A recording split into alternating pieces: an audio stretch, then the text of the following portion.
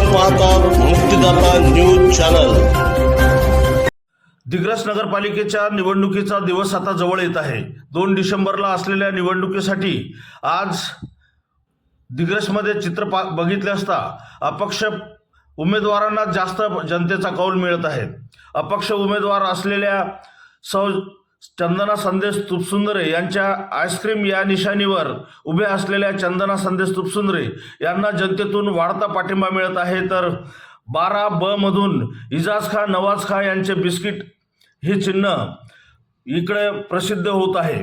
तर 9A मधून सुरेश झरकर यांची छत्री, 5A मधून निलेश मुनेश्वर यांची छत्री, तर 10B मधून इशरत परवीन इजाज खा यांची छत्री अशा निशाणीकडे जनतेचा कौल जास्त आहे।